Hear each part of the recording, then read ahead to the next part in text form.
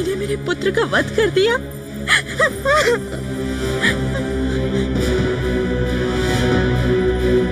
पुत्र गणेश,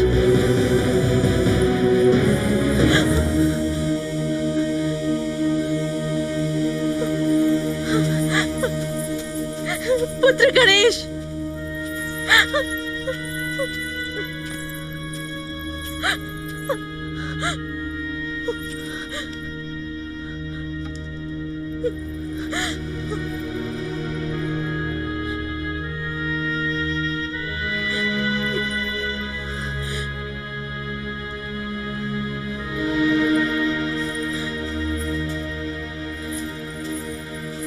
ये आपने क्या किया प्राणनाथ? क्रोध में अपने ही पुत्र का वध कर दिया और आप सब देवगण चुपचाप खड़े ये तमाशा देखते रहे। किसी को इस नादान बालक पर दया नहीं आई? क्या एक नन्हे से बालक को हराना इतना जरूरी था कि सभी देवता यहाँ इकट्ठे हुए हैं? बोलिए, आप सब चुप क्यों हैं? शांत हो गया आपका क्रोध इस नन्हे से बालक के प्राण लेकर? नहीं हुआ तो मेरे भी प्राण ले लीजिए।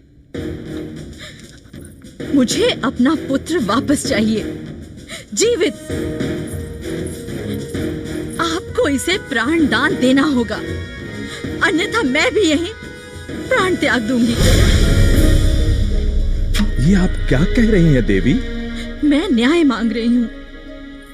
मेरा पुत्र निर्दोष था, वो मेरी आज्ञा का पालन कर रहा था। क्षमा करें देवी, ये असंभव है। तो मेरा जीवित रहना भी असंभव है। यदि इसी समय मेरे पुत्र को पुनर्जीवित नहीं किया गया तो मैं भी प्राण त्याग दूंगी।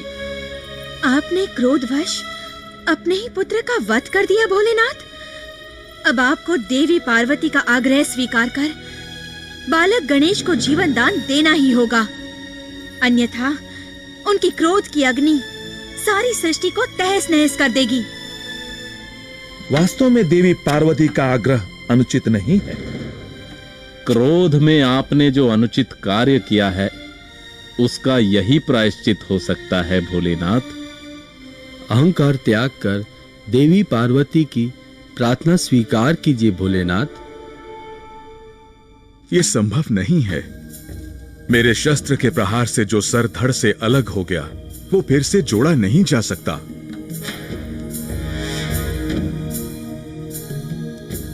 तब तो एक ही उपाय है, किसी और बालक का मस्तक जो आपके शस्त्र से ना काटा गया हो बालक गणेश के धड़ से जोड़ा जा सकता है।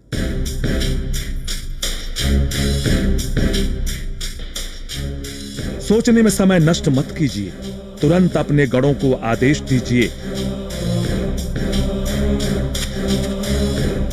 जाओ, किसी ऐसे बालक का सर लेकर आओ जिसका चेहरा उत्तर दिशा में हो और जिसकी मां अपने पुत्र की तरफ पीठ करके सो रही हो। जो आज्ञा प्रभु।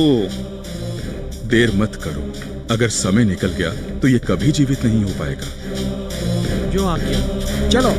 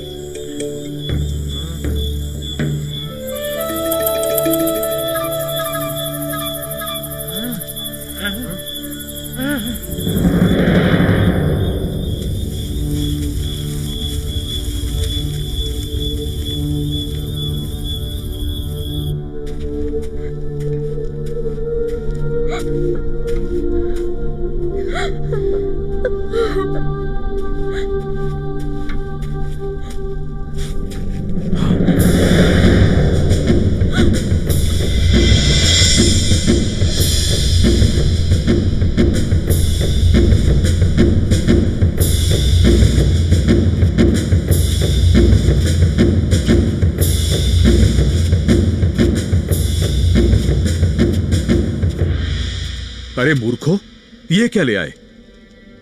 प्रभु, आपने जो आदेश दिया था उसके अनुसार यही एक बालक मिला। हम उसका मस्तक ले आए हैं। गज का मस्तक? सोचने का समय नहीं है भोलेनाथ। इसी मस्तक को जोड़कर बालक गणेश को जीवित करो।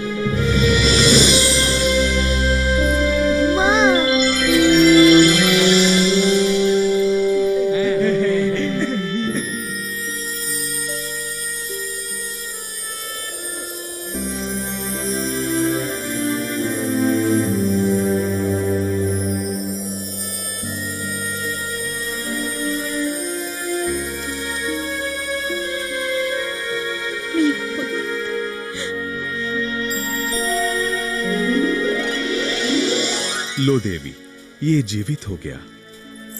आपने इसे जीवित तो कर दिया प्रभु, परंतु इस रूप में इसे देखकर सब इसका मजाक उड़ाएंगे।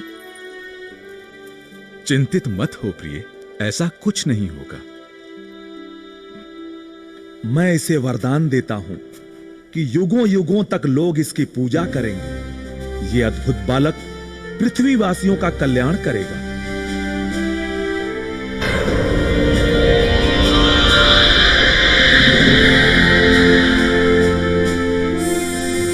मैं इसे वरदान देती हूं कि जब भी कोई शुभ कार्य होगा तो सबसे पहले गणेश का पूजन किया जाएगा।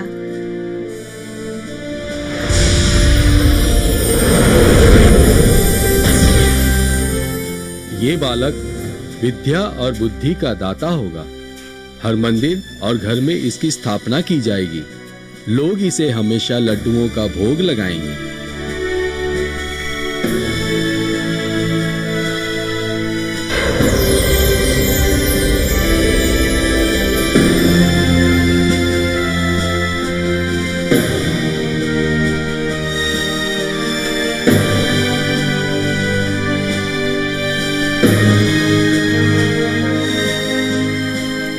हमारा पुत्र अति बलशाली और बुद्धिमान होगा। मैं आज से इसे अपनी गण सेना का सेनापति नियुक्त करता हूं।